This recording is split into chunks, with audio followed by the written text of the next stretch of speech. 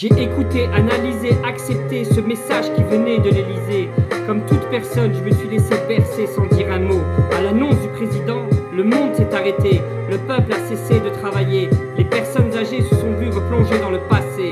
Tant de souvenirs sont venus les hanter. Le discours du président, ne vous inquiétez pas, la situation est sous contrôle. Le corps médical est là, on a une armée sur le front.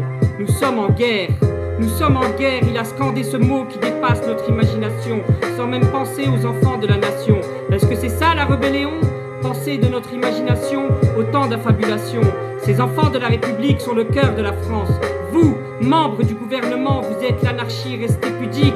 Vos annonces sont tragiques. France, que fais-tu ? France, que fais-tu ? France, tu as dans ta bulle une armée de couleurs, un arc-en-ciel de valeurs, arabes, turcs, africains, asiatiques, ces enfants des tirailleurs, un mélange de diversité. Ces enfants d'émigrés qui ont délivré la France reviennent sur le front, donnés de leur vie, de leur sang, vêtus de leur blouse blanche. Blouse blanche, ce nouvel uniforme étanche, troqué pour un treillis, je suis abasourdi. Les hôpitaux sont prêts, tous ces hommes et ces femmes à l'honneur dans ces chambres jusqu'à la dernière heure. Je meurs, je pleure. Ces femmes qui donnent leur âme telle une armée de fourmis travailleuses, généreuses et batailleuses. Oui, on l'a tous entendu, nous sommes en guerre. Nous sommes en guerre, tant de fois que je suis retourné dans mes livres d'histoire pour relire ces combats qui ont fait tant de victimes, dont les noms sont restés anonymes. Mon cœur s'emballe, je me remémore l'histoire de Malcolm et Martin Luther King. I have a dream.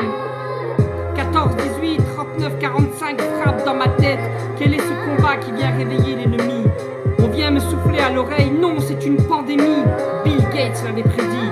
Je prépare mon partage et j'attends mon heure pour donner de mon sang, me battre et être ce soldat qui ira sauver des vies. J'ai troqué un casque pour un masque. Je suis habillé, équipé, confiné. Une voix vient me murmurer: restez chez vous, on a une armée sur le front. J'ai peur, que faire ? Je suis à l'abandon.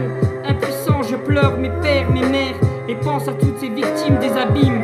Je pense à ce peuple italien qu'on a laissé mourir comme des chiens. Je crie, je hurle, mon pays est en guerre. Mon pays est en guerre, que dois-je faire ? Je suis attristé, je dois rester confiné pour être dépisté. Ces docteurs et infirmiers se battent. Ils ont donné le serment de ne pas lâcher et céder jusqu'à l'abandon. Lui, l'armée des blouses blanches ne lâchera pas jusqu'à la guérison.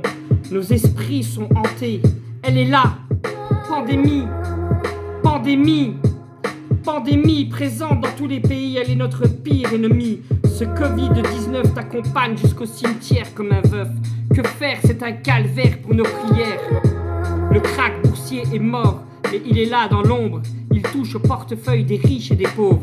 C'est la ruée vers l'or. Chaque jour les prix augmentent, c'est l'inflation. Le pays est une trahison. Les commerces font leur blé dans les quartiers enchevêtrés de toutes les classes sociales, dans les mêlées de files indiennes. Mes pensées vont à ces peuples d'Amérique qui ont semé leurs terres arides de labeur jusqu'à leur dernière lueur. Les multinationales sortent leur arsenal, défilent comme des sauveurs d'une situation banale. Ils reviennent en masse, les acteurs de la crise 2008, avec pour motif crise économique. Les labos de pharma sont en route et font barrage au dépistage. J'ai la rage, on nous parle de l'hydrochloroquine, cet antidote qui nous redonne de l'adrénaline. Ce gouvernement est contre, il préfère nous mettre de la vaseline. Tous ces médias nous mettent en tension, le peuple est en pression. Décision, manipulation, trahison, ces mots qui sonnent comme une citation. Sans pitié, on cesse de nous contrôler, nous pister et on nous crache le venin. Peuple, on a un vaccin qui sera testé sur le peuple africain. Ces Africains, victimes de l'esclavage, sur qui on a testé le VIH, on les veut cobayes comme des victimes du crash. Jusqu'où l'homme ira avec son CV plein de tâches. Nos politiques sont devenus des hyènes du pouvoir. C'est pourquoi l'homme refait l'histoire pour sa gloire. Les humains doivent se tenir à son exécutoire et se donner la main pour avancer. Tout ça pour ne plus